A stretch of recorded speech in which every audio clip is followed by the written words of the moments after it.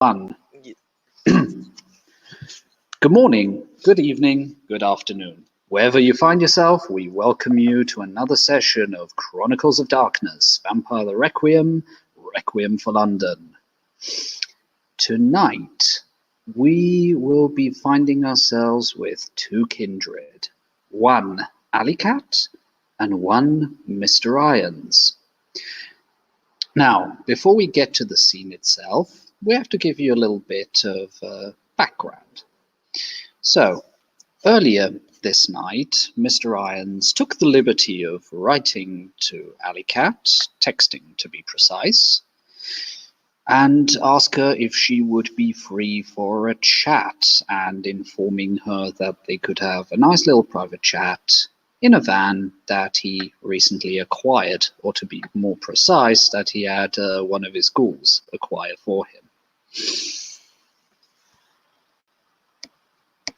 The point to meet has been set in the Deer Park, which borders very nicely on the Order territory of Kingston upon Thames and Richmond upon Thames, which of course is Carthian territory. At the very south tip, Alleycat will be seeing this, driving up the way, stopping. Two men who are not giving off any predatory aura, sitting in the van as from behind the doors open and a familiar face pops out. It is no other than Marcus Irons.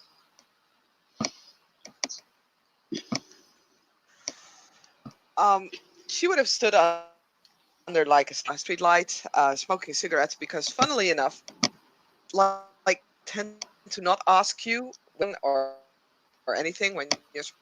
Fun fact. It's mostly tea. She will toss the cigarette out, like into the and we'll walk up to the van.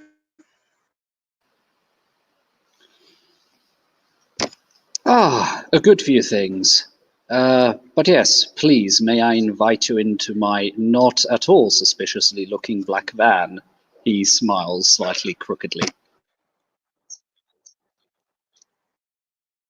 Would have been more worried if it was an ICO truck, but you know.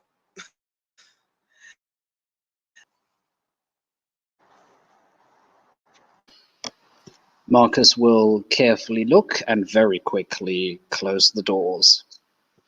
On the inside, although, how should I say, the inside of the van has this lovely, freshly bought car smell.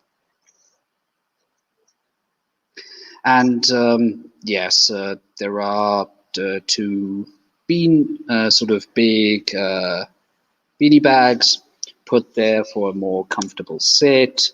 There is also a big, long military sort of metal box that looks quite sturdy, but frankly, it looks as if it were from the Second World War. Put aside, at which point Marcus just opens up the side door and just said, "Richard, you know what? Take us on the ring road. Just give us a general drive." "That's a good man. Thank you."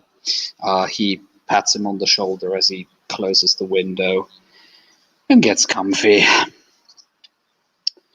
By the way, if you want to smoke in the van, he produces a small tin can, slightly bent in. Here would be the ashtray, as he plops a lucky strike and lights it.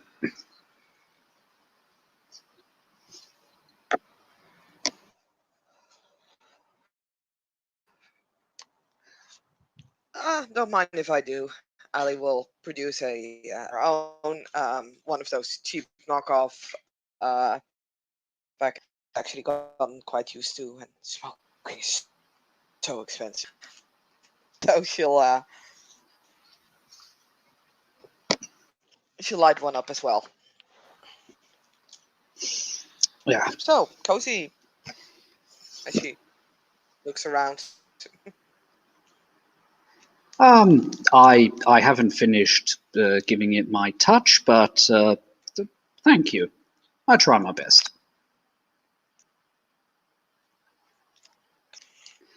I hope you're comfortable.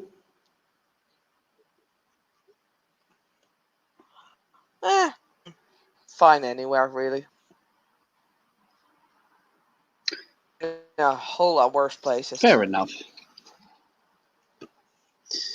So have I.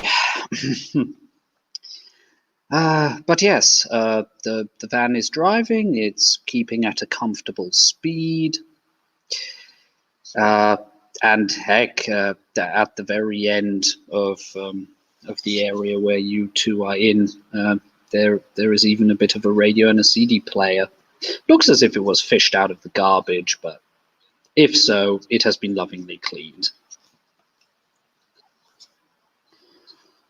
Yeah, I I mean, didn't see you at Alicat really Elysium doesn't mind. last. Yeah. So, yeah, I should probably get you up to speed with what happened last night. Yeah, against my better judgment, I decided to go again. If for no other reason that I could pin down another fucking shitgim and send it to hell.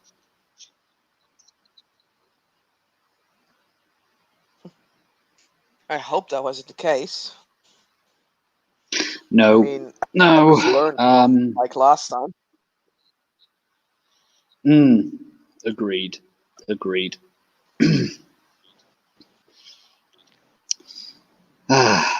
Yeah, mind you, you should really get to know him when he's completely plastered.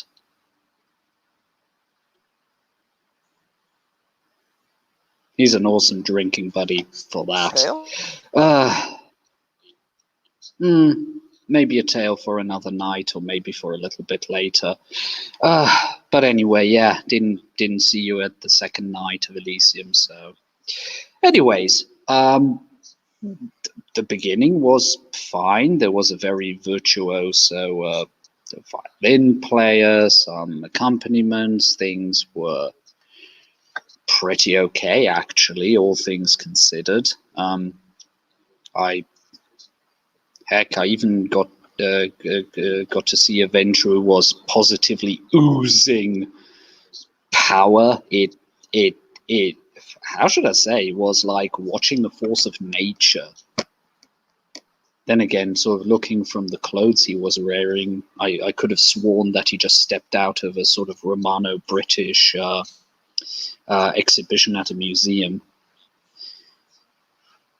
But anyway, I'm getting off topic. Things Okay. went reasonably well until the little music piece ended, and then before I really knew what happened, there was a blur that was the Archon basically tackling the musician off the stage, and not a second later, there was just a sickening crash and also slight crunch from some sort of metal beam that somebody had sabotaged and had fallen.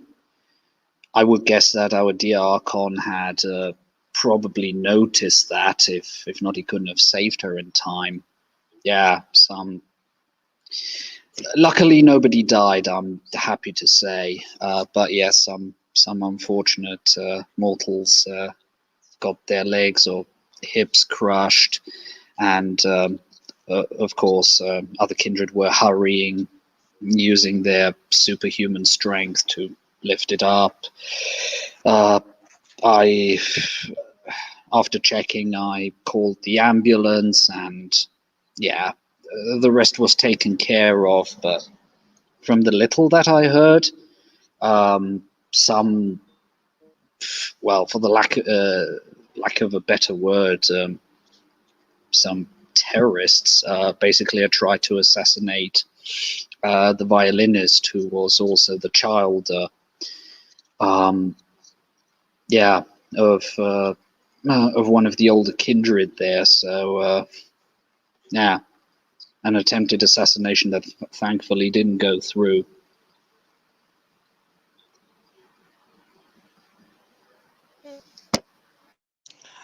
How did they make it past security? That is something I'm wondering, but a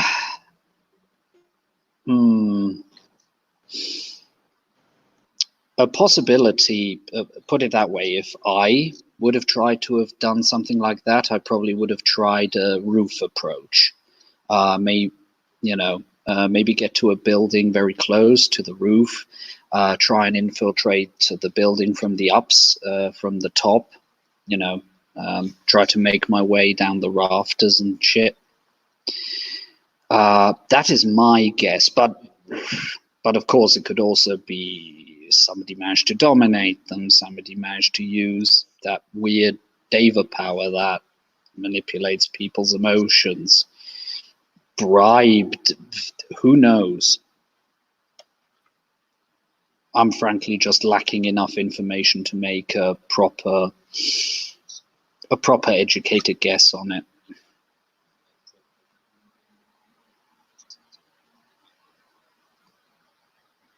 Childer, then. Marcus will give you the name and who the sire is and what faction they belong to. I, out of character, am just pulling a blank at the moment, so sorry about that. That's cool.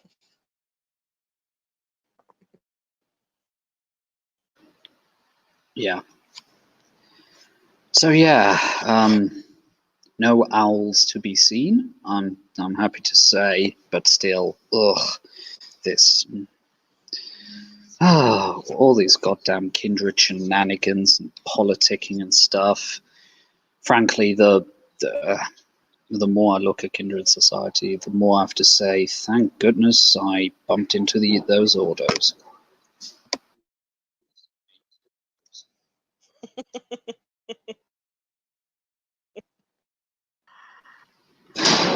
But yeah, politics, it's a bitch. Always was, but it just seems worse. As I said before, I think at some point you guys will be forced to choose a side. Oh, absolutely. I wouldn't be surprised at all. I just didn't want to speak more on the subject back then because we had mixed company and who knows who tells whom what and so on and so forth and loose lips and all that shit. Oh, I agree with that, but weren't go there? They only mix. Let's just say there was an Ordo there whom I don't fully trust. And no, it wasn't Mr. Goodman, if you were wondering.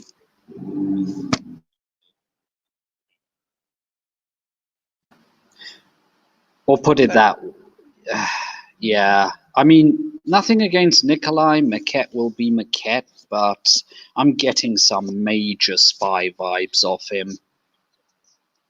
Just the way he holds himself, the way he so inconspicuously pops up.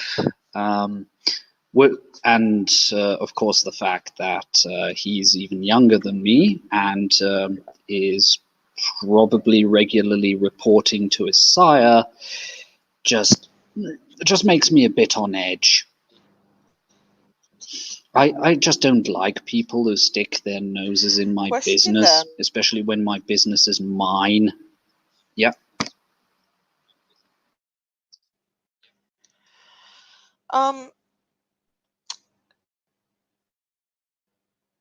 How to say this?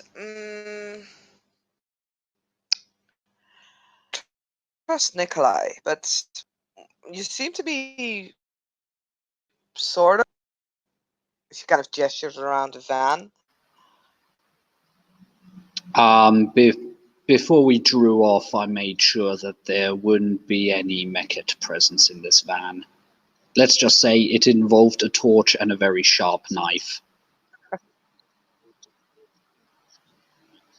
Well, I also wanted to check that there wasn't any other third party listening in. That's also the reason why we're moving. It is harder to track people when you're moving around.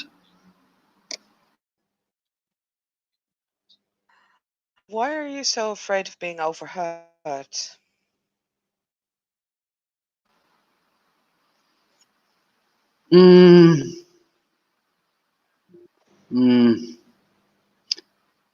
Let's just say my start with the auto and the whole debacle at the British Museum has just put me a bit on edge. And frankly, the way some people behaved around, I had the feeling that they would not be willing to give me the benefit of the doubt or just automatically assume that I did it maliciously and not out of unknowing. So, who knows? Maybe I'm also just suffering from a little bit of paranoia. Anything is possible at this point. Yeah, I think it's fairly unhealthy. I was just kind of wondering because I'm a Carthian, not an Ordo. I know. And to be frank, the fact that this Nikolai gives spy vibes actually makes him a terrible spy.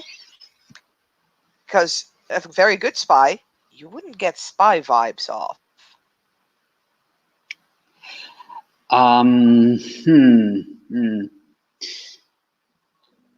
don't know if he's giving off those vibes to others.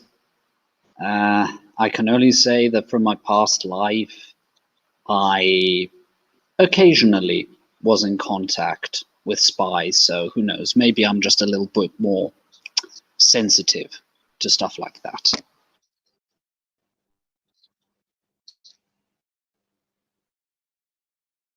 Probably shrugs. Sure.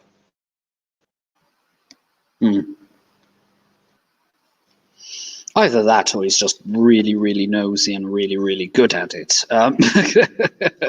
He chuckles, taking a good drag of his cigarette.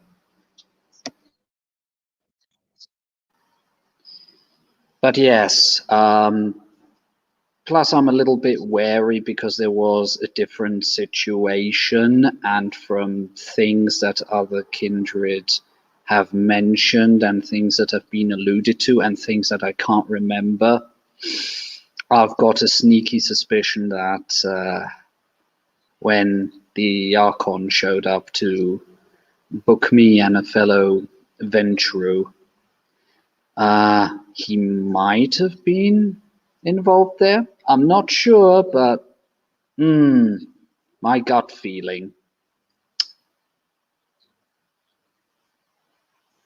To book you? Take her somewhere, and then the next thing I know, 1-2 nights later, I find myself at Auto headquarters with no memories of what happened. I see. Problematic. Yeah. Apparently. How the hell the Archon knew that I scribbled something on a piece of paper and passed it on, although he wasn't even in the building at the time, is beyond me.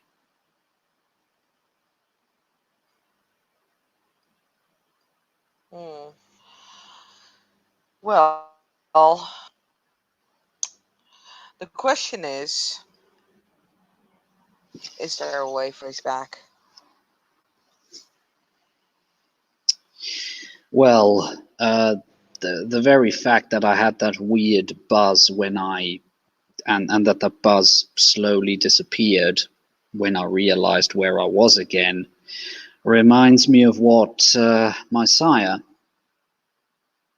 did to me when He used dominate on me.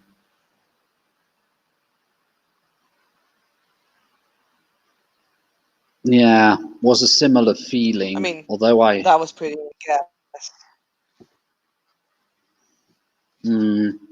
although whoever did it must be at least double as strong or potent as Messiah, because how should I say, sort of that very fine lingering effects you have in your mind, they were just more pronounced.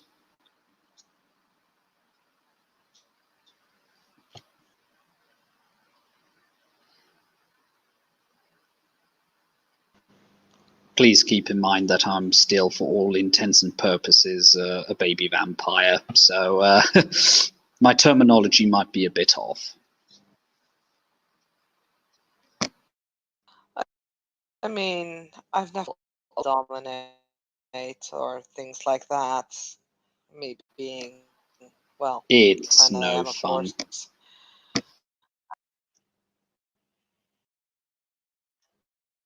Oh.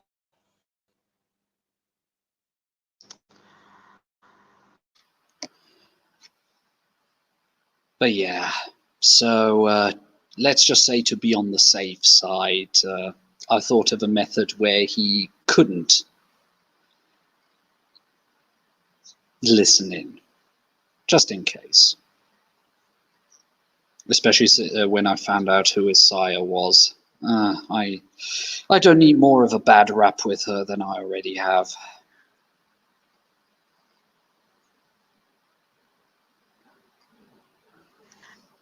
Well, I'm afraid you have me at a disadvantage. Wouldn't know. He just leans in closer. She is the local leader of the Order Dracul.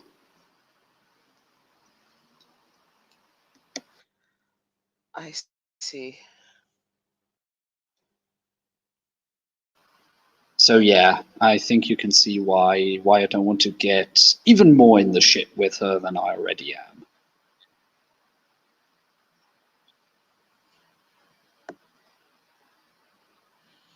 Yeah, that's.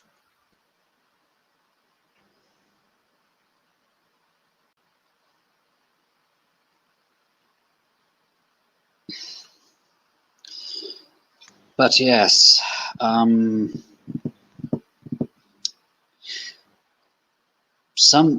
okay, that tensions have been growing between the Invictus and the Carthians. That is, well, basically every kindred and their grandmother knows it by now. Beg your pardon, Gould grandmother knows it by now.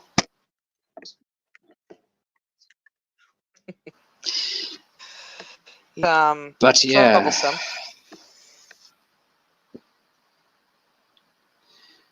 but yes, I am not happy with the sheer audacity the Invictus is showing, how blatantly they seem to be pushing the rules or bending the rules or outright breaking them.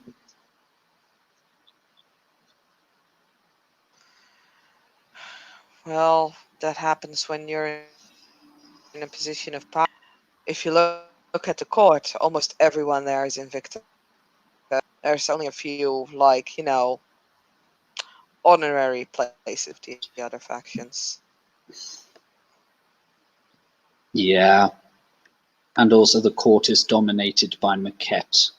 Another reason I just wanted to make sure that Nikolai couldn't listen in.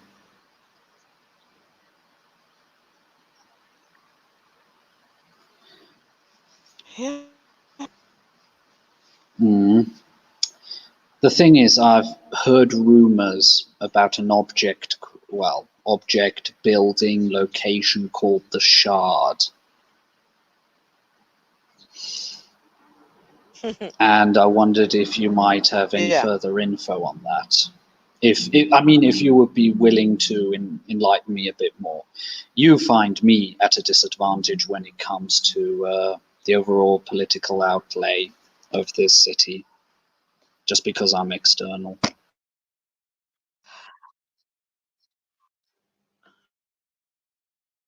I don't know much, which is kind of the deal.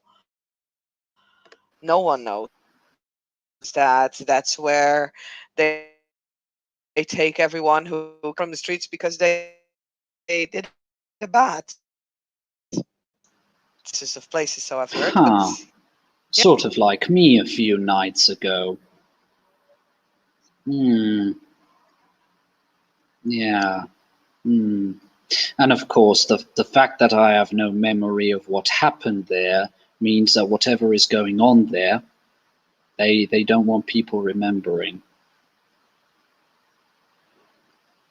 Which either means that they are just extremely paranoid, a possibility, or more likely, some shit is going down there that they really want nobody to know about. And if it were shit that would make seasoned vampires worry, you know, sorry, kindred. But anyway, if it is shit that I don't know, if it were shit that could maybe even stir the other covenants, yeah, exactly. But yeah, whatever it is, if it's not just paranoia and it's something really, really dark, then it must be some really fucked up shit. Because I hate to say it about our kind, but most that I meet, they're some pretty boiled down sons of bitches.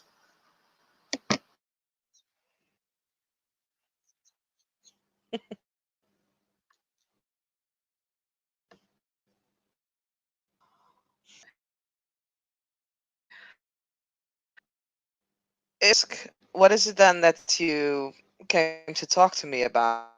Do you want to investigate the shards? Do you want to find out more? Do you want to what happened?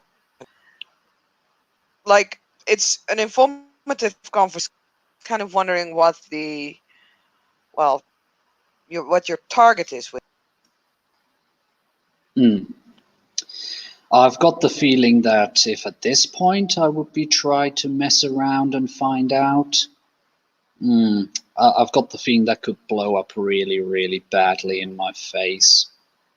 It would just need somebody who is linked up in that system to notice, oh, Ainz is snooping around, he's doing something he shouldn't, and the last thing I need at this very moment is two gentlemen pop out of a similar van, like this one, throw over, a nice black cloth, and never again was anything heard of Mr. Irons.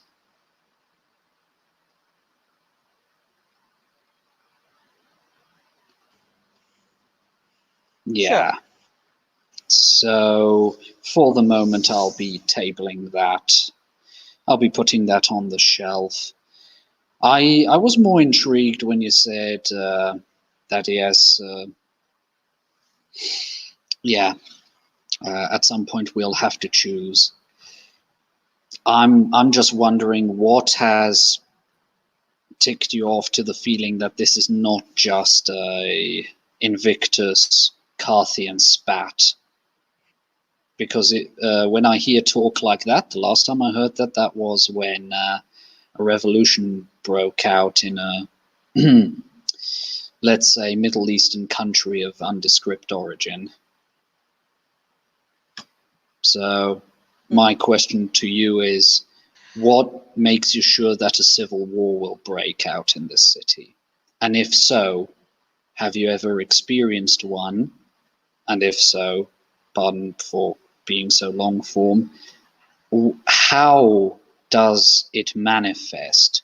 Because I've got the feeling that a civil war amongst our kind probably won't go the same way as it would do, you know, amongst the mortals, amongst the humans.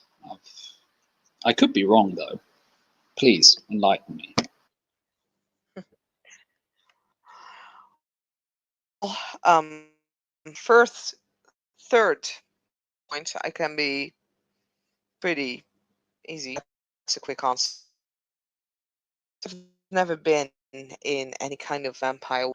I, like you, probably have an idea of how it would go. That would be nasty, since all we will that we do kind of have to protect our, keeping up our. But I don't know. I've never been there.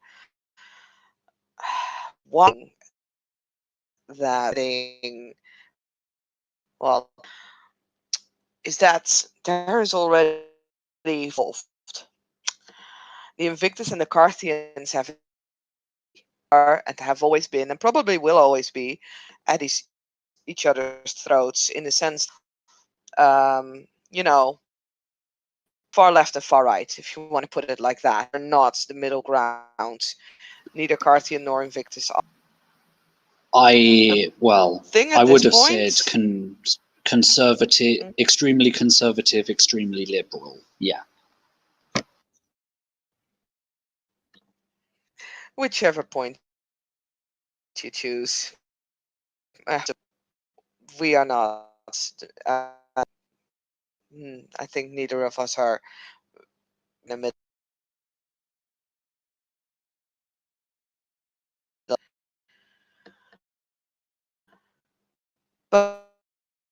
But are in the Invictus hand.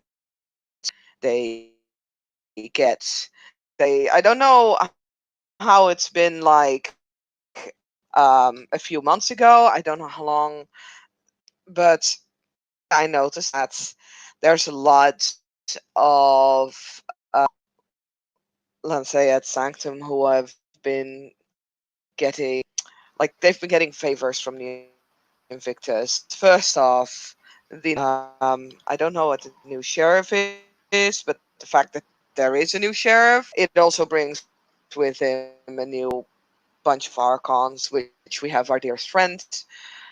Then there is a situation about it. Never Faithful, been a yes. problem, but now suddenly it is. And thing that on say at get where the Carthians are, of course, the Carthians. However, have ties with the Crone, and they side with us. They are more. They understand us, and we understand them. I think close. The problem is there's already two fronts starting, and situation with the Archon who infringe territory, the Which situation, territory let's say, was that? Carthians,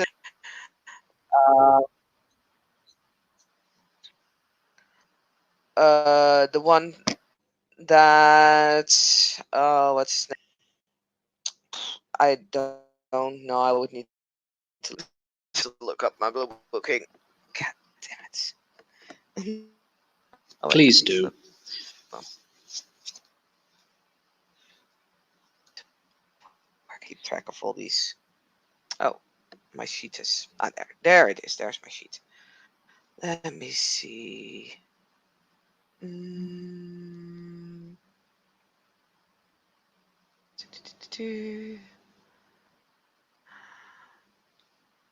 Oh, that doesn't say anything about the car, about the which area that was. That's problematic. Hmm. Hmm.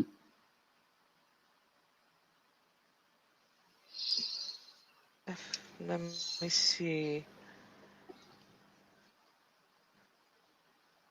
Yeah, that was actually Kingston upon Thames. He goes like, I see. And the whole crux of the matter was, officially, it's Audit-Recall territory. De facto, the Carthians have moved in. Fourthly, or tertiary, as what I heard was that they were on a mission. I think it involved Yeah, exactly. They were a mission. I heard from him that they were in Kingston upon Thames. They were forced off the road, and a Carthian and some probably retainers of his or mates, just mortals were there as well, and it came to a fracas. But the whole thing was a mate of mine, Mr. Goodman, was there as well. So, and they also attacked him. So, mm, mm, let's just say a very spicy situation. I think actually that situation is Enfield. Enfield Ah, is where the Sanctified and the Carthians are bumming heads over. yes, yes. Of course, it's a border territory, and Marcus produces a territory map and nicely folds it out in front as he's pointing. Yeah, of course, on the east side. Mm, I see. And is it that the Carthians are trying to claim the territory for themselves, or is it that the Lankaea is encroaching on your territory? Like you said, it was officially Lankaea territory. Um, and I don't know. Like the thing that, like, I don't necessarily really care much too much about this, but it just strikes me as odd that it never was that big of a problem Before. for Carthians being in that territory, and now all of a sudden it is. You see, it's not about that there is an issue. I mean, I can sort of understand the issue, I suppose. It's the fact that the issue comes up now. Now that the tensions have already sparked up between Invictus Mm, and Carthians, with the entire killing of that security guard thing going on. Like, there are sparks, there are several sparks, and one spark can ignite a fire. Now there are several sparks. The problem is, like I said already, people are starting to divide themselves, you know? mm, Lankea with Invictus, Crone with the Carthians. The problem is you guys will be stuck in the middle, and at some point someone will make a lousy move.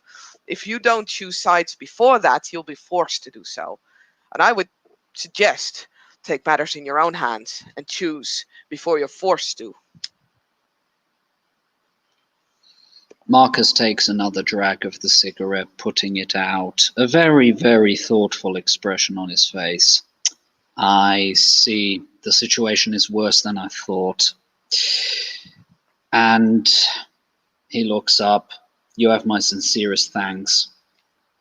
I'll think about it. Now, the fun thing is, are you acquainted with how biker gangs work? You know, that they've got a mother club, that there are chapters, and this and that and the other. Uh-huh, I get the idea. Okay. So, of course, the London chapter, one of the biggest, one of the probably also scariest ones, but that just goes with the territory. Um, the thing is, I am Ordo, but currently nobody has been able to make it clear to me if I have been officially taken into the chapter or not. That is something I'll have to look at. Because if the situation is that I'm not officially a chapter member, if it breaks out, I could take this, and he points at the van, and fuck off for a while. And you know what? They couldn't even twist me a rope out of it for it.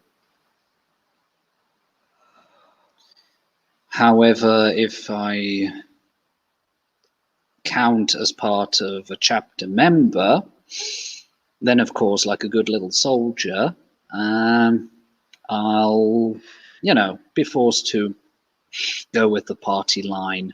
I was just trying to get some info in before, as you put it so nicely, I was forced to choose. So thank you very much. This has definitely given it some urgency. And yes, I wasn't aware that until recently it wasn't an issue. And Marcus looks a little bit guilty as he says the following.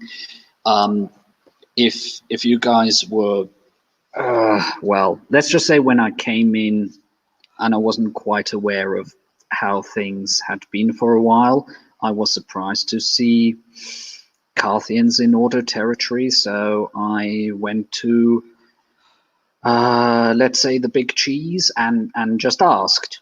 And she said that she didn't mind, she didn't care, that there weren't particularly a lot of autos there anyway, so she was happy to do a laissez-faire.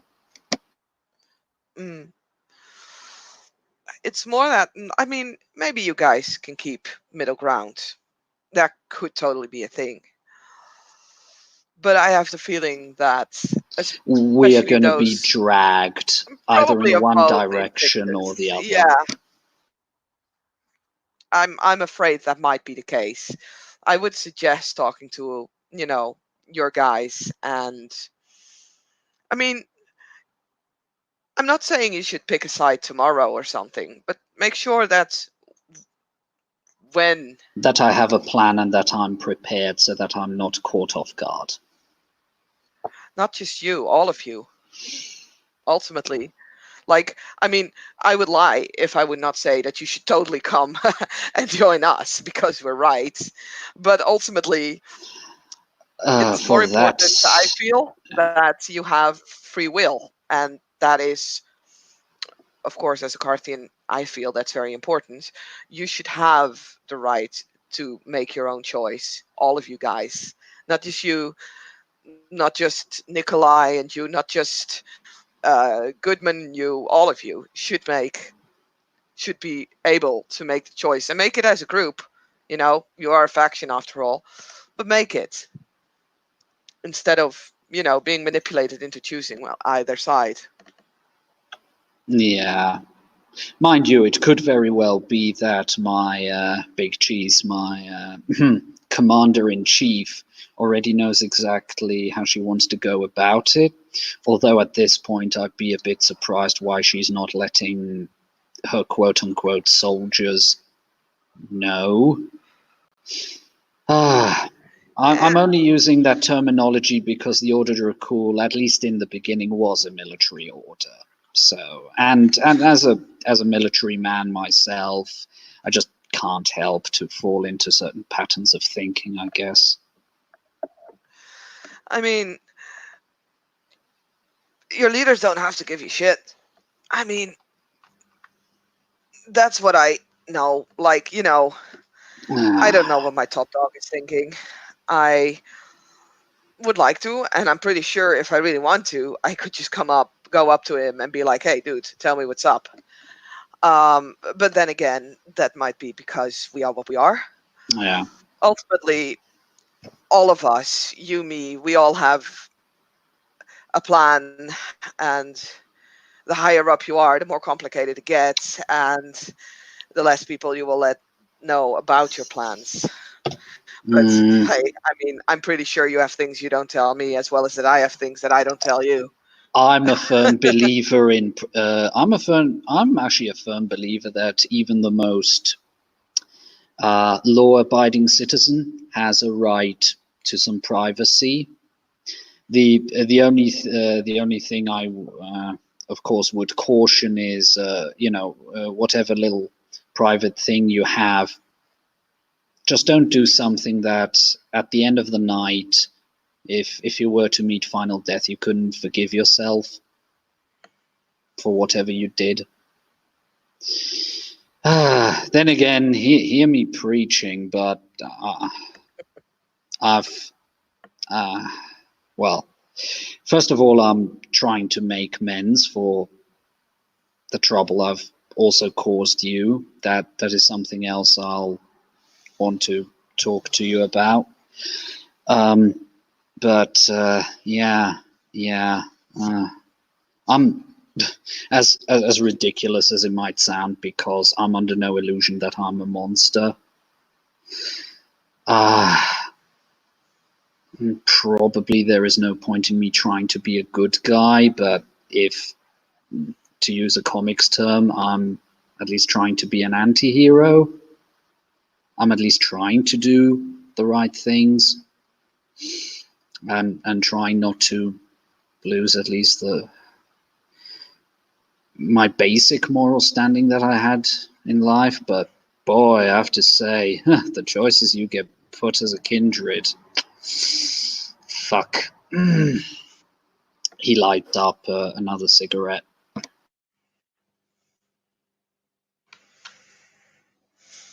Yeah. Well, I guess anyone who claims life is easy has probably not lived. Nah, and whatever skeleton in the closet I have from my from my living days, I'm I guess I'm trying to atone for that. Mind you, I remember my shrink constantly telling me that I was put in an impossible choice anyway, but I still feel fucking guilty about it. Marcus looks a little bit depressed at this point. Ali is just gonna light up another cigarette and doesn't really say anything. Mm.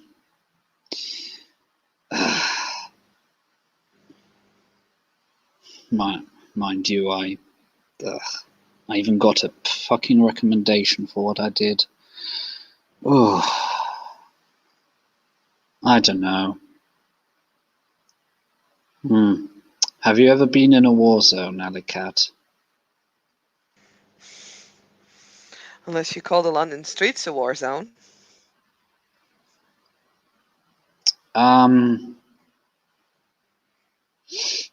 It, yeah, being homeless on London streets can be hell, but not quite what I meant. Then no. I've been in London all my life. Fair enough.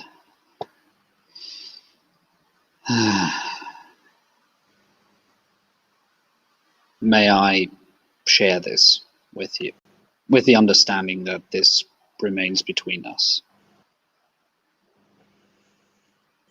Ali will just kind of, spread out her hands like, yeah, bring it. She nods. Many years ago, before I was homeless, while I was still, serving Queen and country, I was in a certain theatre of war. The British Army had moved in. My unit had been put with another. It was late at night. We were looking for insurgents, mujahideens, that stuff. And things seemed to be calming down, and we thought we could relax for a moment. And next thing I saw through my scope were a gaggle of women, mothers most likely, handing something to their children, 2 boys and a girl. As I was looking through the scope and was taking a closer look, I saw that they were hurrying towards the tank, towards our troops. They had grenades in their hands. Can you believe it? Their mothers, whatever they told them, were willing to sacrifice their own children just to blow us up. And it was either let them blow up my mates, my comrades, or shoot them. So I took aim and I shot them dead before they were able to come close enough. The worst thing is, especially the girl just had eyes that reminded me of my daughter. And Marcus chokes up a bit and just stops.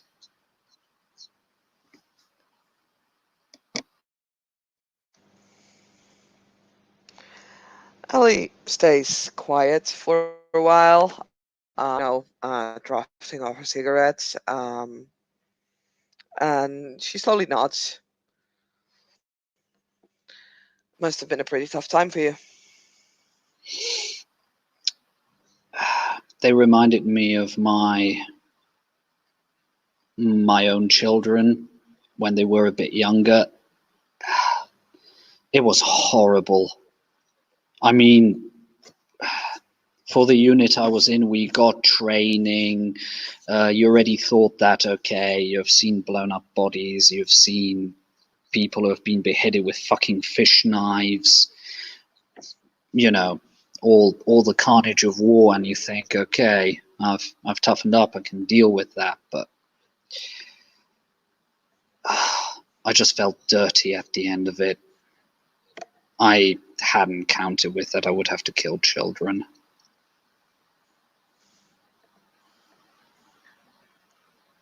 I don't think that is anything that someone would have signed up for, you know? Yeah. Didn't help that later when the campaign was over, it turned out that we weren't there to really bring any liberty to anyone or even properly take care of, a terrorist menace. That it was more for oil interest, of course. Yeah, poor men's son go to fight rich men's wars. Some things just fucking never change. Mm. Yeah. So, how have you coped with it for all these years? Mm. I tried my best to, when I was finished with my military service, to come come back and just slip into normal life, but it didn't work out.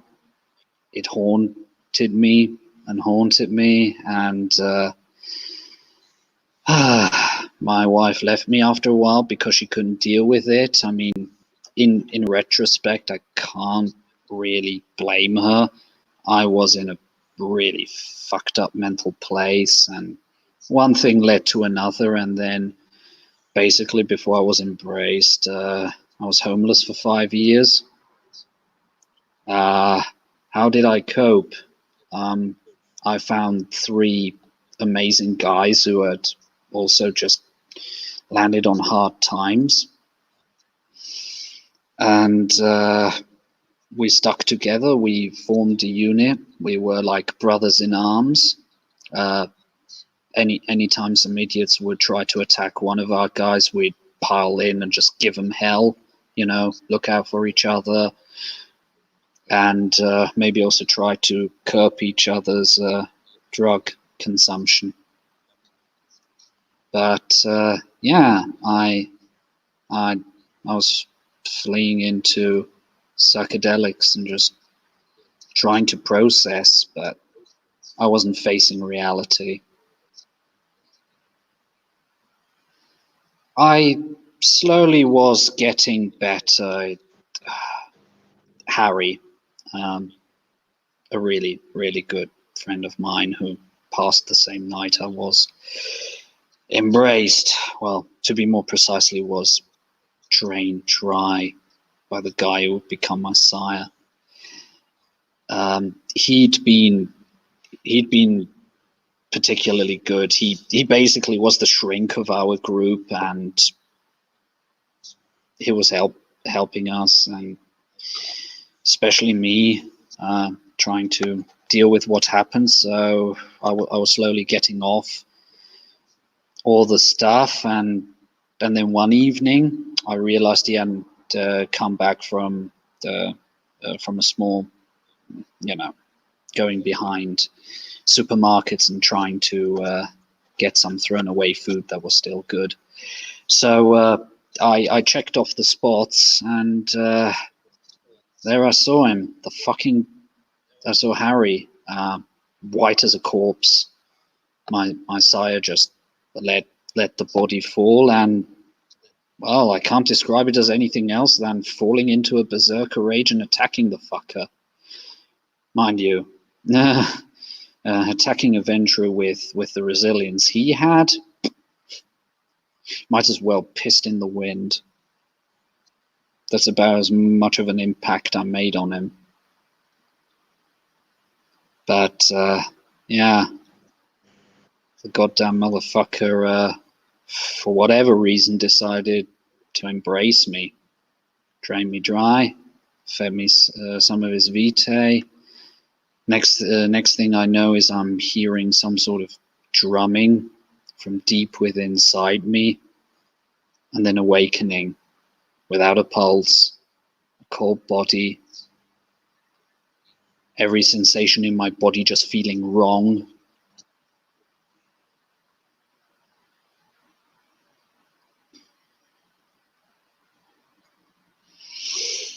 Marcus takes another deep drag before adding,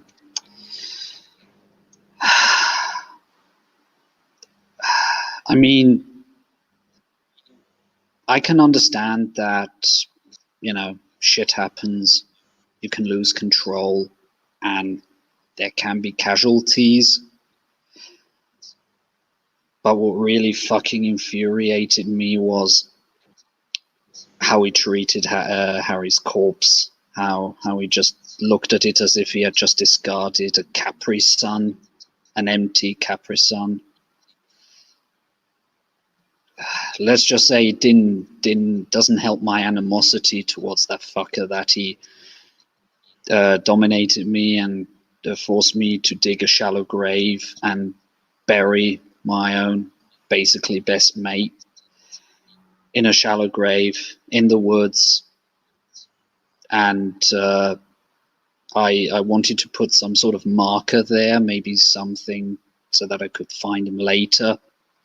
He forbade me, just said I shouldn't be so silly. And then let's just say the next few months I didn't see much of his haven except the room I was locked up in, and the odd occasional person thrown in there for me to feed on.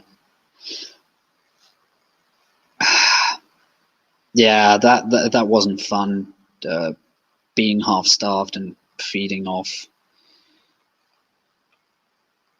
people while they were goddamn panicking and everything. I don't even know what the hell he did with them when I was finished. As far as I know, I didn't drain anyone dry, but there definitely was a point where I probably got dangerously close. Motherfucker. But yeah, to cut a very long story short, I lost a mate. My other mates were able to locate me thanks to the help of Rusty, my Rhodesian Ridgeback. He's the best puppy in the world. I absolutely adore him. I don't know what I would do if some fucker were to hurt them. No, better not even think about that. But yeah, anyway, Rusty was able to locate me, and thanks to a little bit of animalism, I was able to instruct him, get him to get my remaining two mates. And yeah, they were able to do a distraction. I was able to break out, and we fled to London. And that's, yeah, through the fucking snowstorm as well. Yeah, mind you, it wasn't fun for them to dig a shallow grave for me for during the day, but I managed. Or when I was lucky, I was able to find our foxhole and crawl up in there, and they would block the entrance and just camp in the vicinity. Put it that way. When I was with Masai, I heard a lot of blah blah blah. How great the venture! Blah blah blah. How this, that, and the other. But let's just say, with my background, it literally sounded like a lot of blah blah blah and bollocks to me.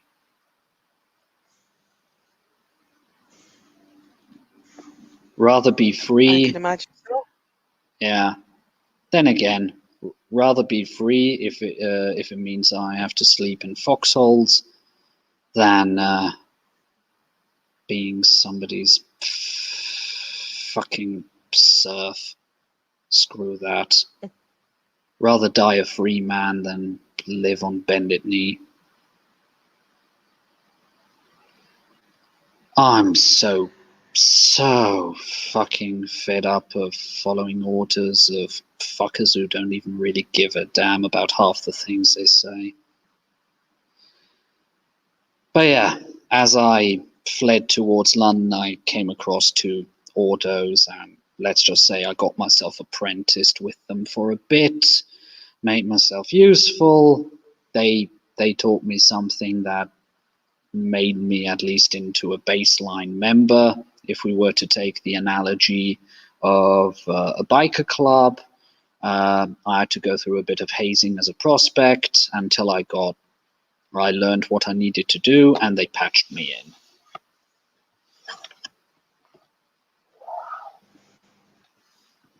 So yeah, in my case, I just decided, well, better be part of a group, safety numbers. Fuck, at that point I didn't even know that the Carthians existed, let alone the Crone. But now it's too late. I just know too much that they would let me go willingly. So you once again turned into a soldier.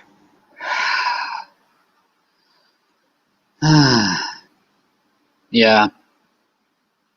Story of my fucking existence. Although I have to say, when I was alive, at least the orders were fucking clear. Everyone clearly knew what to do. We were all pulling in the same direction. Don't get me wrong, I absolutely loved the camaraderie, and if it wouldn't have been for such a bullshit, if it wouldn't have been for oil and other interests, as I found out, heck, I'd maybe even be able to hold my head up high. I was a fucking captain, can you believe it?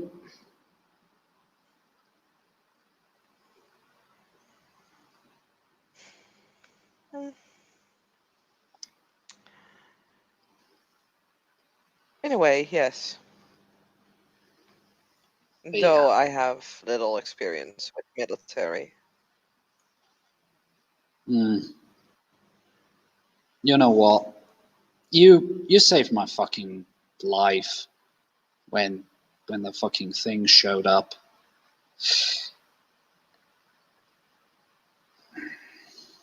You deserve that piece of information about me. If for nothing else, to balance out that that I know the name of a person that is dear to you.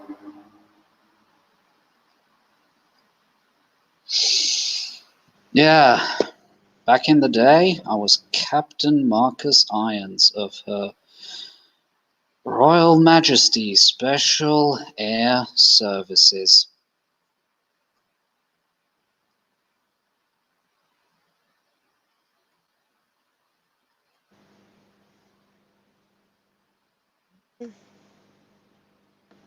I see. Yeah, I led men from the front. None of that armchair general bollocks. I'm still of the opinion, if somebody wants to say yes, make me your leader, he has to have the fucking stones to lead from the front as well, and not 30 miles behind the line where it's cushy and safe, and they don't have to see what the consequences of their choices are.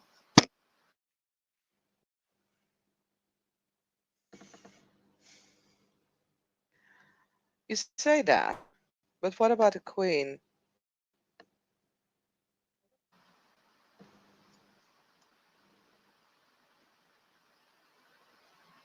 Well, as far as I'm concerned, kindred are unable to have kids, so the social distinction of, you know, gender roles and all that has, as far as I'm concerned, flown out of the window. So as far as kindreds are concerned, whether you're a queen or a king,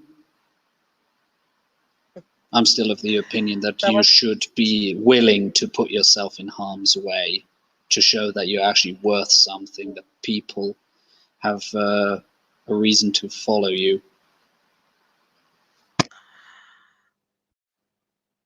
I see the merits of what you're saying.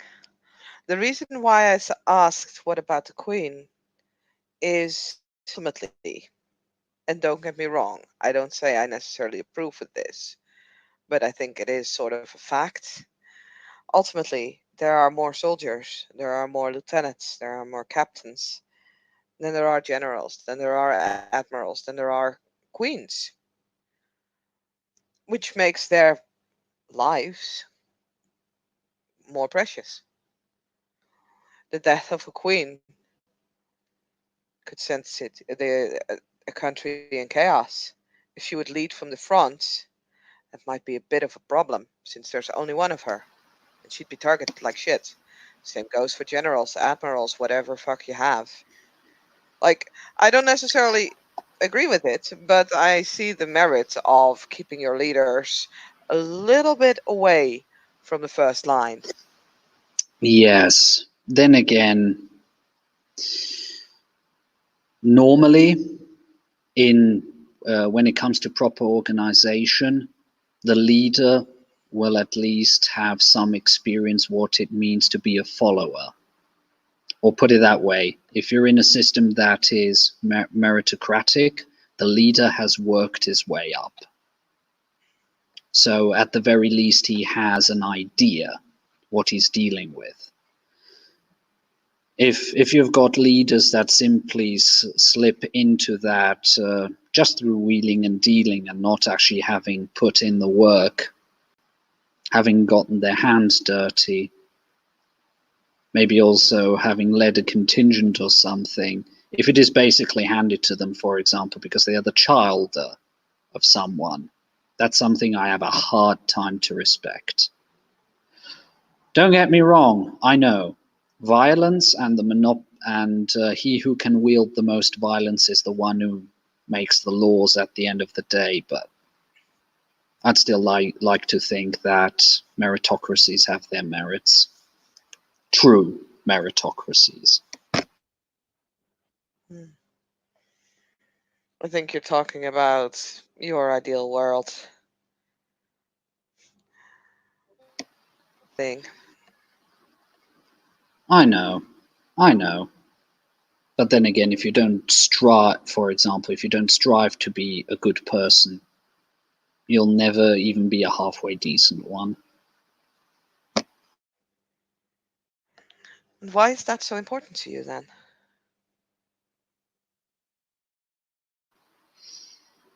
I could twist the question around and say, why is it so unimportant to so many? Mhm. I can't ask the question to so many. No. Hmm. Why? Hmm.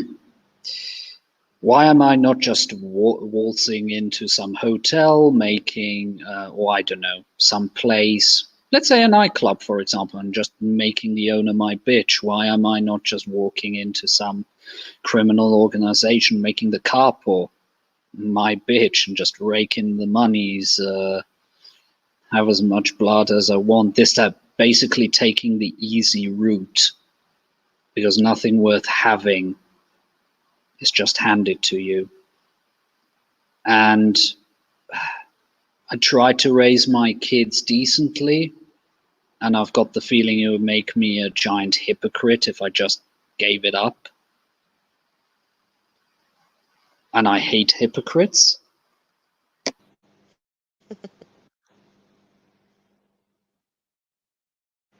Interesting.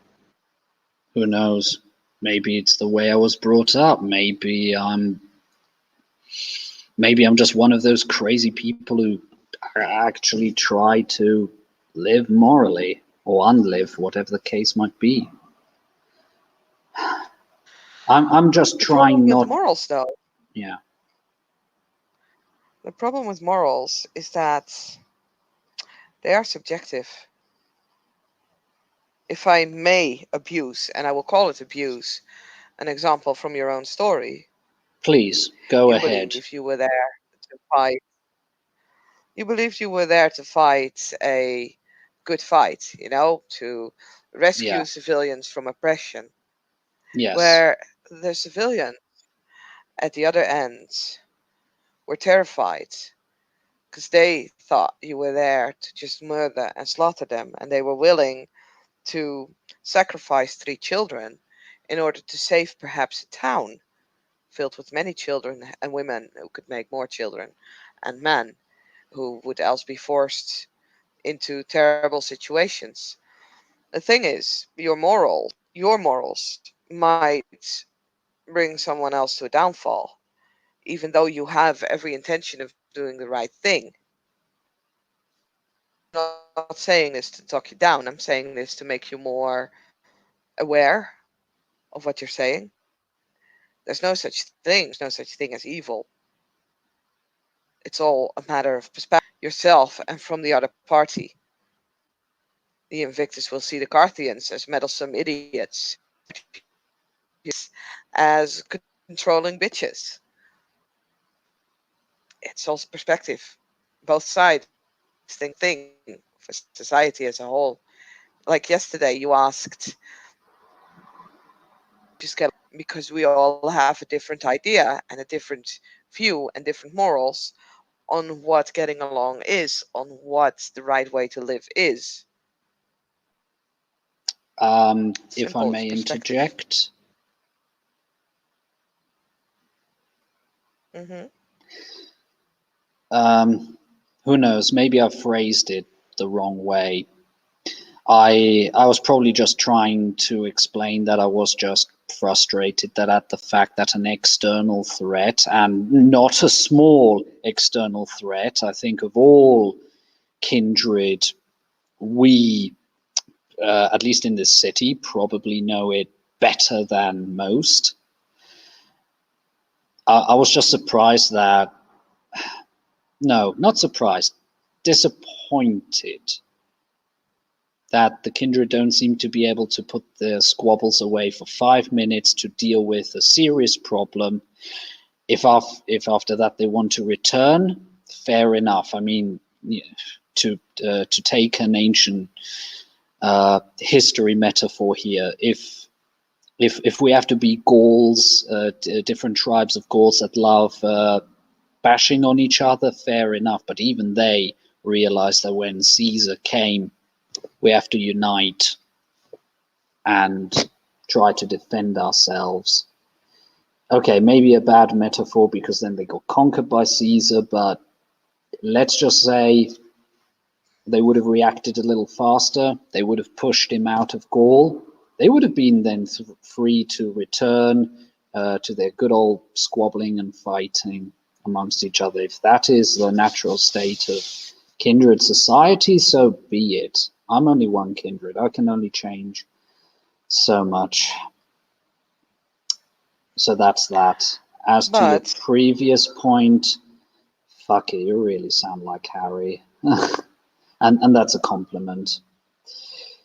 Ah, I mm, I was so wrapped up with everything I didn't even consider it that way. The question arises then is if I throw my mortal morals overboard, I still feel the urge that I need some guidelines, if for nothing else, to have some sort of check on myself, because now as a kindred, it isn't just Marcus Irons who's living in this body. There is a second entity, and it is highly irrational. It is hard to bargain with. I'm not saying I'm not saying throw everything overboard. I'm saying be aware of what you're saying. The thing you said, like with this entire situation with the birdies, why I think everybody, every faction, every soul kindred knows that has to be dealt with. And I think everybody is very willing to deal with it. However, everybody is willing to deal with it in the way that they think is best. And that's why we don't get along, because we all think there's a different way. We all think there's a different idea, a different best way to deal with this. Some might say the Mm, best way is to leave. Fuck off. It's such a big threat. If we want to keep our numbers, we just leave for 100 years and then see what happens when we get back. What's 100 years to us? Some others say, hey, if we give them the people who wronged it, maybe that is the right way to go, and you and I might be hung for the daylight to come. The thing is, no one agrees with each other what the best way is, and that's why there's so much infighting. And I think that is exactly what happens in Gaul when Caesar came. Now, I don't know a lot about history, like, that's not my style, but if there's all different groups and you say that they got conquered in the end, sure, maybe too late. Maybe they still had different ideas. I wasn't there when that happened, neither were you. Everything we mm, know is from old things. We weren't there. We couldn't ask them. We couldn't see what happened there. Sure, there's documentation, I guess, but it's that all doesn't from say the anything. Romans, so yeah, of course it's biased. Yeah. The thing is, ultimately, our society is a copy, a bad copy, or perhaps in some ways a good. Who am I to judge? But we're no different than humans. Look at humans, look at society. Not just, I mean, you can see it here in London, you see it in the UK, you can see it all over the world. Everybody's squabbling, nobody knows what's going on. We are no different. We are still the same people with the same struggles and the same, as you said, moral compass. It's all different, but it's Mm, not.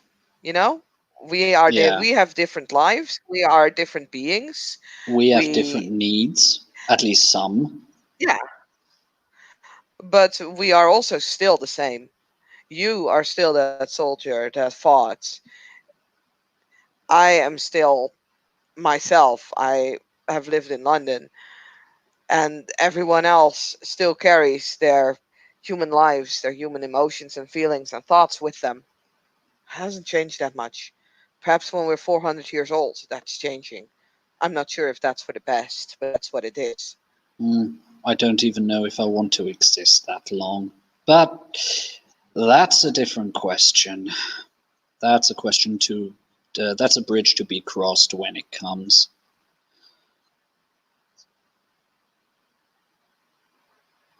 At the very least, I think that. Okay, entitled is the wrong word, but I feel willful enough to exist at least for a few more decades. Plus, before I decide to shed this coil, this immortal coil in my case, I I first want to, at the very least, right some wrongs. For example, something I alluded to earlier. How is your haven situation? Have you found somewhere where you can find shelter from the daylight? Uh, are you okay? Um, can I help you in any form, way, or fashion? I know you invited me into your place, and I could be an arsehole and say, well, your own fault, but I'm not that arsehole. I know that both of us didn't really think that anything would happen, and I still feel, you know, I was involved, I got you involved. I, It's fine, I Jan. don't like people fearing about their loved ones because of me. At least not if they're Well, it decent wasn't because of kindred you. like you.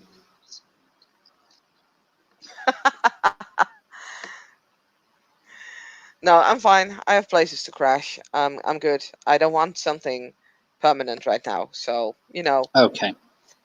but I'll keep your offer in mind. I'll also lay my If I need cards on help, the I know where to yeah find you. yeah. I'll lay my cards on the table. Currently, ever since that happened, yeah. Um, I was, let's just say, gently ordered to make my haven at Ordo headquarters, so that's maybe less of a thing. But if you're desperate, I can always ask one of these fine fellows, and he gestures to the driver, uh, which you saw for a short moment before he closed the thing again.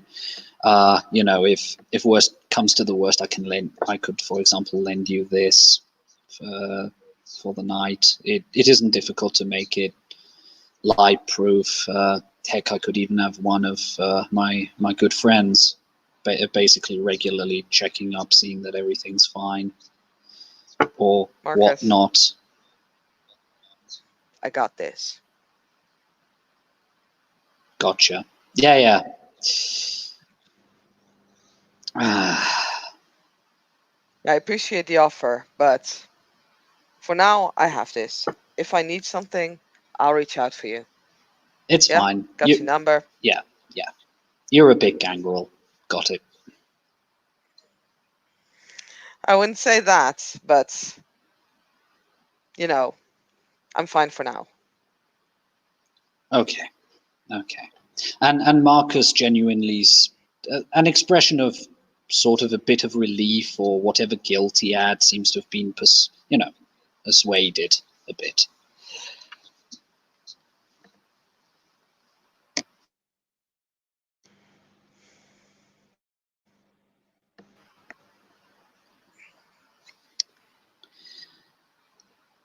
But yeah, So, if what?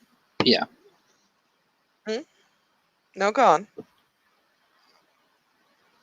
out of character, I think there is a lag. Um, Yeah, so there is. There, I shit. noticed that for quite some time. I can try and reload. It's probably me, but it's mostly just my laptop being, old. It's okay. It happens. Let me just quickly try to reload, see if it helps anything. Go for it.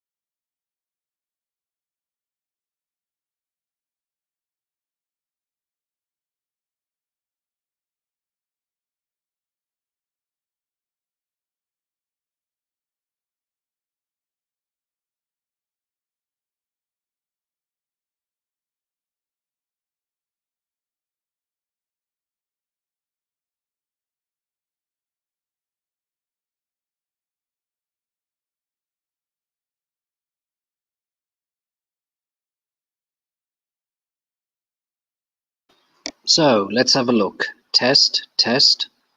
Test, test.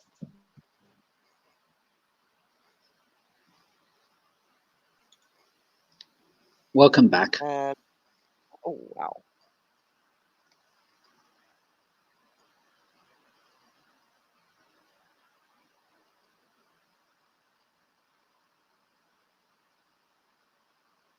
I'm not sure this lag is any better.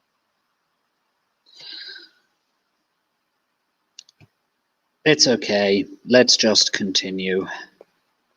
Okay. So Alicat was saying,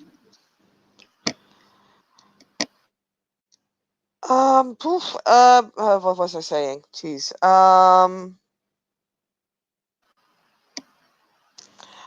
I think she said she was gonna say, so is there anything else that you were interested about, or I can help you with? hmm, let's say when things are calmer and hopefully at least the situation is clearer.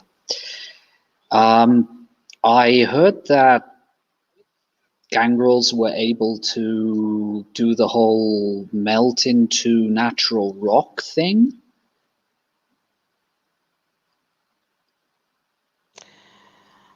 London doesn't have enough natural rock for me to actually try it out, but I've heard the same rumor, yeah. Or whatever that ability is called, where you merge with the soil itself and apparently are then unaffected by sunlight. Uh-huh. I don't know how the etiquette is with requesting teaching from one kindred to another. But of course, in exchange, I'd be willing to teach you one of my disciplines. You know, equal exchange and all that. Mm-hmm. Well, I'm pretty new to the entire, well, not human life as well, so I will ask my sire how that is exchanged, but I'm not unwilling to see if I can try and teach you some bits and pieces. Yeah. Um, yeah. I think they're called disciplines. Uh, the ones I, as a venture, are able to pull off are, well, the one we are most known for, domination. Ugh. I would call it messing with people's minds, but nah, people will be people. Uh, then animalism, or the ability to speak with animals at higher levels. I think even possess them, but yeah, uh, who knows? And I still have to figure it out a bit, but I know that I have the capability of turning my flesh metaphorically into marble. I don't think that I can do it physically, but to turning this corpse in, I don't know if it is making the molecules denser or how exactly it works, but yeah,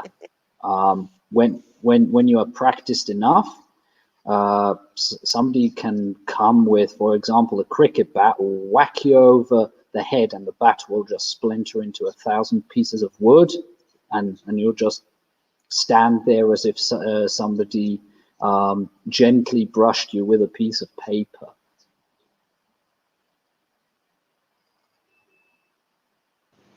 Interesting. Yeah, as I said, I haven't Well, figured that one out yet, but I'm currently busy with other studies. Once I've got that done, that's the next thing I'll be concentrating on. well, I'm more than willing to at least sort a few things out, see if that is appropriate to teach you. Yeah, And yeah. I as you said, mean, yeah. it's like Go. a future thing, so we still have time to mull things over and hashtag things out. Yeah. One one thing I want to make clear. Should, for unknown reasons, I really hope it never comes to that, but should my higher up ever command me to specifically go after you, or basically decide that, okay, we are fighting the Carthians for whatever fucking stupid reason. If I see you, I will actively avoid attacking you. And if I'm commanded, I'll fuck off because you saved my life, and call me fucking old-fashioned, but that kind of death means something to a fucker like me. I appreciate the gesture. I'd like to stay alive as well. Yeah, I'd tell them to go fuck right off. That lady there saved my life. I'm not going to kill a person who saved my life. They How can about throw we me in park the that bridge brig. if that ever becomes a problem? Yeah. Mind you, if I find out before, I'll probably just send you a text and fuck off. Mm, like I said, let's cross that bridge if that ever becomes a problem. It might never be. No Yeah. point in, making contingency plans on, bad Yeah. fortunes and dream Yeah. weeks. Yeah. Yeah. Harry always said, try to visualize positive and the universe will manifest it if you put enough energy in it, or whatever. I didn't understand half the things he said, but Marcus deflates a little bit. I just miss him. I I don't honestly I don't believe really much in positive thinking, although, better that than always doomsday thinking, but there's no point in worrying over things that have not yet come to pass. Like, better worry about things that are happening right now. Be practical. Spoken like a stoic. He smiles. Eh, we have so much problems that are right in front of us. Why would we think of more? Mm. Funny, you sound a little bit like a philosopher I'm currently reading. I would never call myself such something like that. Ah, but yes, well, the Stoics themselves always like to point out that there is no point in putting energy in stuff you know you can't change. Take that energy and put it in stuff that you know or that you can change, and if you don't know, find out. Yeah. That sounds reasonable, actually. At least it sounds functional, if nothing else. At least it sounds better than worrying about, tomorrow when there's still things that we're solving today. Yeah. I'll probably still feel guilty about shooting the kids, but um, thank you for listening to an old fool. I feel a bit better. Just one word of advice though. Yes? Earlier you said that Nikolai had that spy vibe. And I Yes. told you that a good spy wouldn't give you that vibe.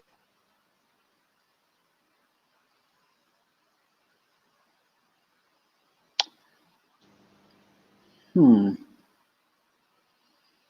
Meaning that I'm getting a vibe, but that it's probably not that what I think it is. Meaning that I'm a Carthian gangrel. You're an Ordo Ventru. We are both different. You've told me a lot of things. Now, you could have been lying, but you've told me a lot of things that would make you vulnerable if I had bad intentions. Now, of I course, am I aware of have. that. Just be careful whom you trust.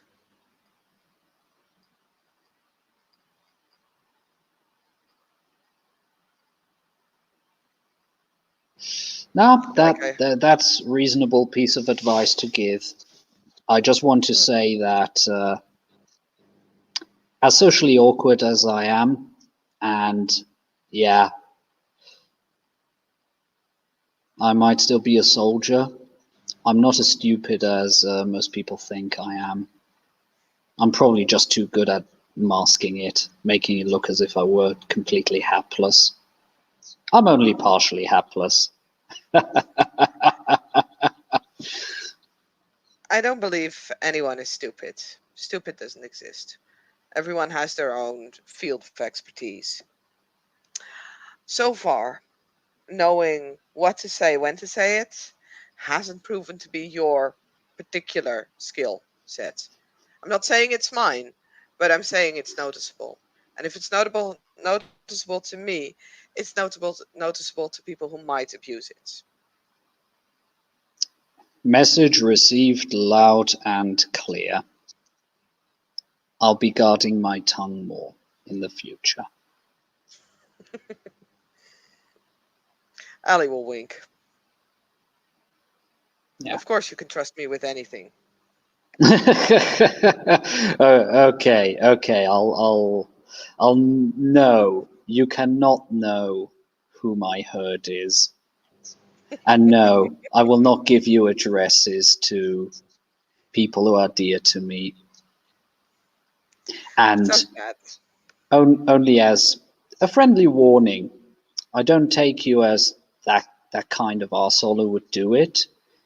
But should somebody steal the information out of your brain and think, "Oh, goody, I'm just gonna blackmail this fellow. Know this: we Irons don't negotiate with terrorists, and who fucks with me, yeah, they might be able to get away with it, maybe for a night, maybe for a week, maybe even for a month. But I have a certain set of skills that makes me a nightmare for people who think they can blackmail me that easily.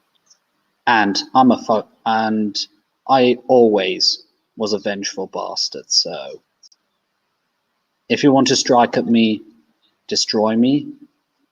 If you don't, you'll have another thing coming.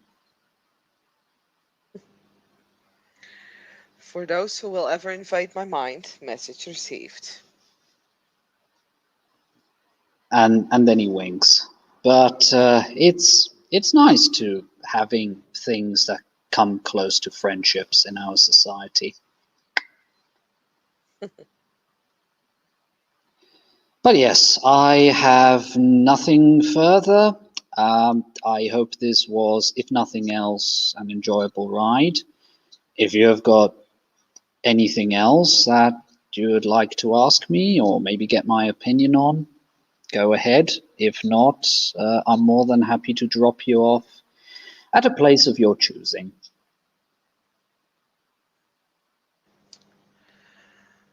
Hmm.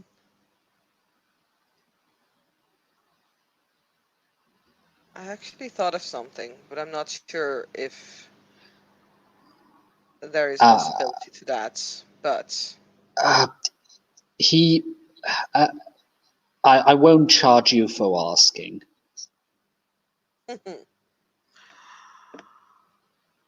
you are the only one who have gotten a certain weapon from a certain person. You and I both know what we're talking about. No need to. The thing is, though, what if you're compromised in That, any way, shape, or form? mhm.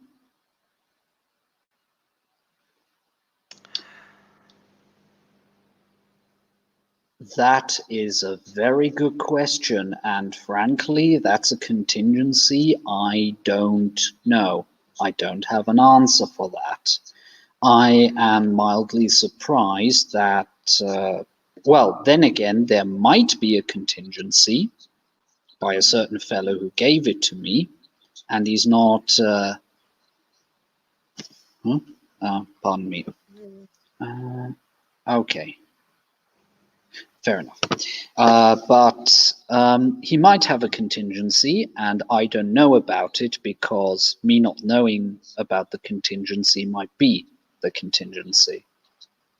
Fair enough. But I was thinking maybe we should get one in place. I would sleep the day away more soundly knowing that.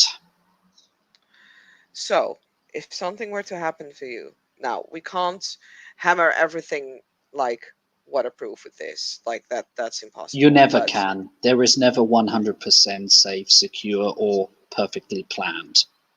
mhm. Take it from somebody who had to make a lot of difficult decisions and planning. It never works out quite the way you think. So I have one idea, but it involves a set of actions. You mentioned you have goals. Do you trust them? Yes, I trust them more than any kindred. Okay. They were with me when I was alive. They stuck with me when I turned into a blood-sucking monster. You can't ask for better friends like that. I trust them implicitly. Fair enough. Then I would suggest, and I'll leave it up to you to decide how far you will take this, but ideas are like your goal keeps it in a hidden location during the day, or, you know, if at night you are cornered and you know there's no way out, but your ghoul might be able to escape, you hand the thing to the ghoul.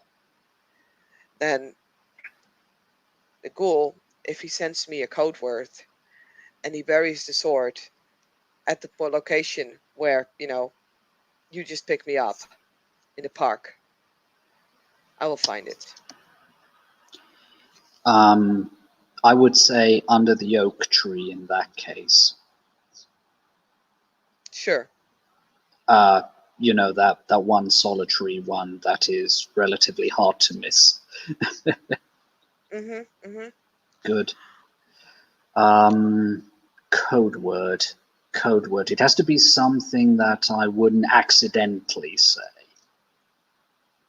Something that I have absolutely nothing to do with, and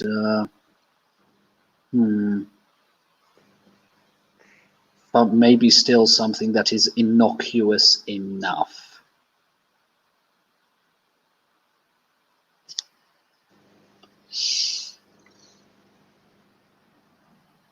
I have Um. it. Oh, sorry. Three Go on. word. Yes, it's a sentence. Mm-hmm. Call my sire. Deal. Be- yeah, because if I ever, for whatever reason, I don't know, if I, for example, drank off somebody that was having a particularly bad LSD trip, and I had the idea, I would do that myself. Mm-hmm. Or, yeah, I was just brought up like that. Okay. How about we extend this, this plan? Yes, You give me that text called my sire, and I will go to that tree, not just for that object, but if you are in any kind of compromised position, I will see what I can do. As long as you leave a note there, or a message, or something. understood. Well, you have a deal. And he offers his hand. She'll shake it. She says, I can't compromise myself, but I will see what I can do at all times. I don't expect you to do more than would be possible. Agreed. I know. The plan of mice and men often go awry. So, Mm. And like you said, we don't know what the rest of the city has planned for us, or things that involve us, or yeah. phones that we get caught up with. Currently, I'm just focusing on on a task that I've been given, and frankly, I feel most comfortable with, and that is when the owls appear, skewer them. Just absolutely impale them to something, and if in the process I can burn the shit out of them, all the better. And I will do what I do best. You might notice a little poem in the next coming days. Out of character, what coming the next few days? A poem. Oh, you're a writer. I didn't know that. I'm not.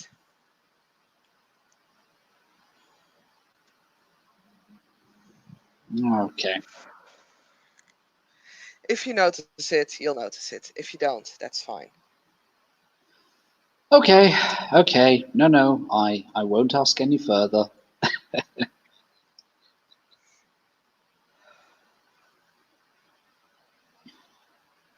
We all have the thing that we do that we're good at. Yeah, I guess I'm sort of trying to find my place in society, and fine. Make sure you find it before someone else does. Oh, I'm planning to have plans for myself, because if you don't, other people will. And fuck that. Exactly. I've been I know, no, let's put it that way. I've got a strong inkling that in some ways I'm already being pulled like a puppet, but I'm still trying to string up my own strings, or to be more precise, trying to locate a scissor. I don't think we'll ever be without strings. What's Um, important is that you know who's pulling them yes, and whether you no allow them man to be pulled. or woman is an island, and we influence each other. What I'm doing is influencing you. What you're doing is influencing me. What I'm doing is influencing the guy driving the car. What he's doing is influencing us, even if we don't realize it. We are all interconnected. The only thing is that even within boundaries, if possible, I want to set my boundaries myself, because then at least I can sit down, calm down, and say, yeah, this is of my doing.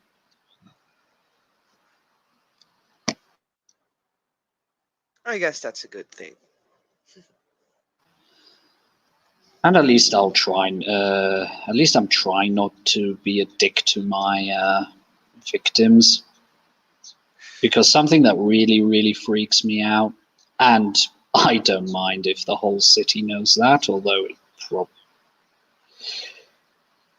Okay, no.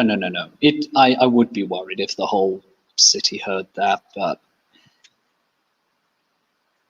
what I'm trying to say is the tendency of a lot of kindred to literally just look at the humans as blood bags and as nothing else is worrying to me, because it means kindred are ignoring the fact that if the humans ever catch on to the fact what we are, what we do, oh, then we are royally fucked.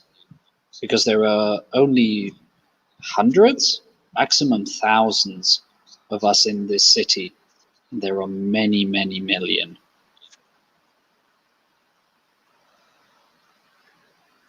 Very true.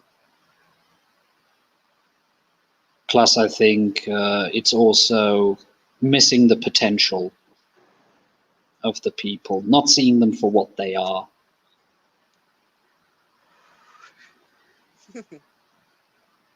They have hopes, they have dreams, they have annoyances, they have their own problems to deal with. Not that much different to us. That's, I guess that's why I feel so torn. I don't feel fully human, but I don't feel fully monster either.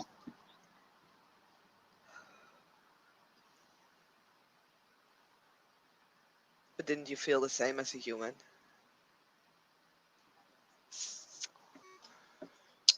A lot of things are the same, but I'm also aware that certain sensations are just not around.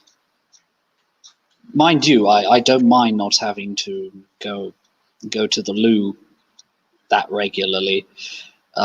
It is quite nice not to be suffering from arthritis in my joints anymore. That's lovely. But I also enjoy. I also sort of miss the enjoyment of food I used to have. Some of the smaller pleasures. He You know what ever, I miss? yeah, he sort of gently points to his nether regions, and of course, that thing.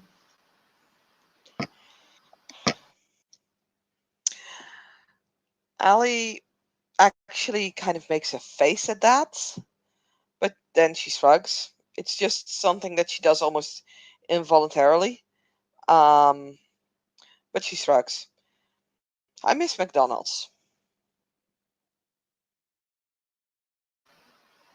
Yeah, just some good old-fashioned fast food. Just chowing down.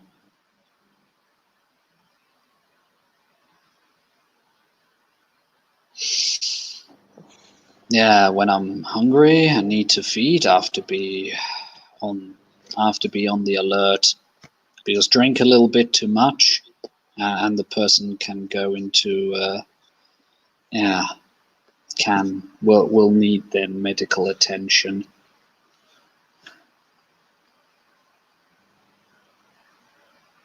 Yeah, you can't just chow down and just enjoy it for what completely enjoy it for what it is, because that would mean the death of someone.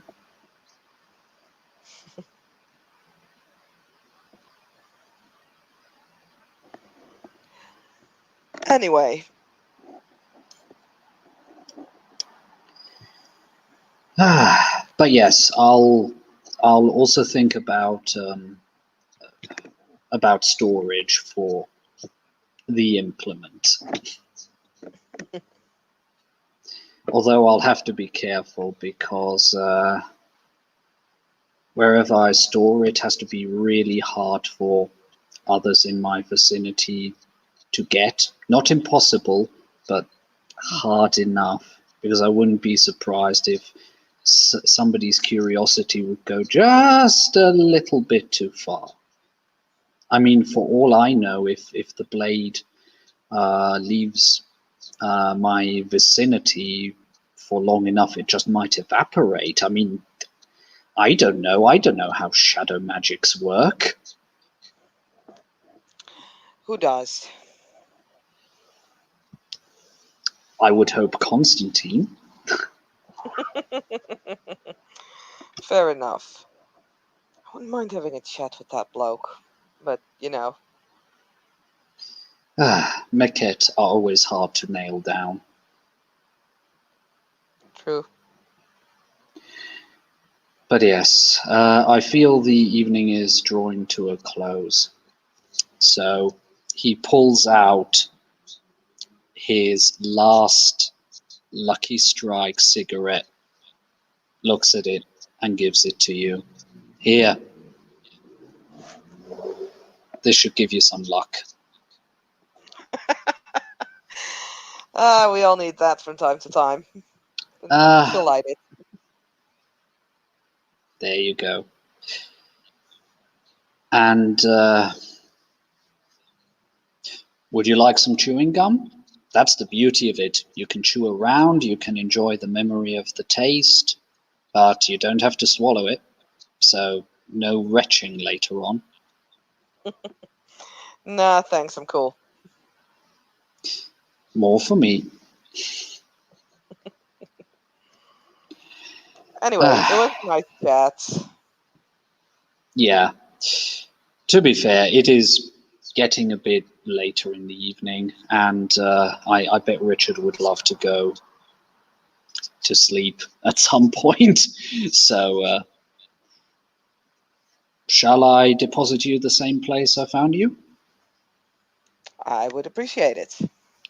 Excellent. He opens whispers something into Richard's ear. He just nods and says, "Yes, sir." And you'll feel, after a short moment, the car doing a 180 turn and driving back. It won't take too long. I would say by the time they're finished with the talk, they have basically done the ring road mostly. So 10 minutes later, Marcus opens the door and says, "Hey, thanks for humoring me. Thanks for listening to an old farce as myself. And I appreciate the advice."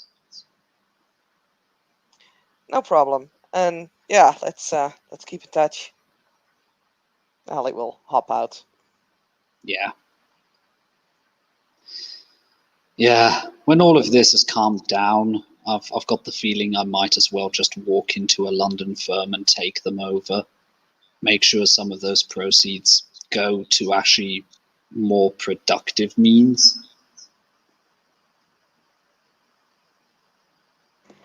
We'll see. Let's first get through this unscathed. Yeah.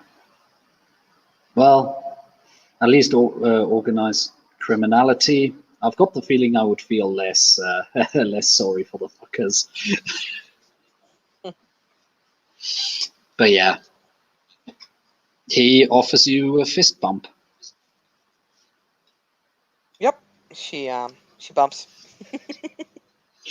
And with that, he'll close the back doors. He'll go to the side cabin, and you'll see the black van drive off into the distance. Unless there is anything else that people would like to declare. No, I'm good. In that case, thank you players for playing. Thank you watchers for watching. This was a lovely other scene.